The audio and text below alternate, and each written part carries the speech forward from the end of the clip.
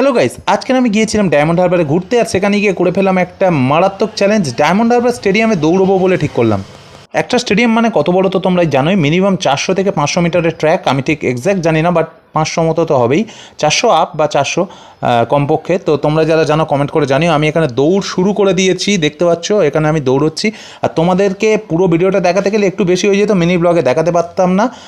তো আমি তোমাদের এক্স্যাক্ট টাইমটাই বলবো, আমাদের কত মিনিট লেগেছে বা আমার কত মিনিট লেগেছে এখানে পুরো মাঠটা দৌড় শেষ করতে। দেখতে পাচ্ছ ওদিকে চলে যাচ্ছি, ওই যে হালকা লাল মতো দেখা যাচ্ছে, কিন্তু বেশ কিছুটা যাওয়ার পর আর দেখা যাবে না। কাছাকাছি এসে যাওয়ার পরই তোমাদের দেখাবো ভিডিওটা। ওই যে দেখতে পাচ্ছ ওই কর্নার থেকে আমি যাচ্ছি। এই যে দেখতে পাচ্ছ মাঠের ওই পার থেকে কেটে আমি এই পার দিয়ে বেরিয়ে আসছি। প্রচণ্ড টাপ ছিল এই গরমে ফুল প্যান্ট পরে, তার উপর সকালবেলা কটকটে রোদ্দুরে। বাট এই যে দেখতে পাচ্ছ আমি এসে গেছি, প্রায় শেষ করে ফেলেছি, আর একেবারে দম নেই। আমি আমার দৌড়টা শেষ করেছি 1 মিনিট 20 সেকেন্ডে। কেমন লাগলো ভিডিওটা জানাতে ভুলো না, লাইক কমেন্ট করে দিও। আপাততের জন্য টাটা।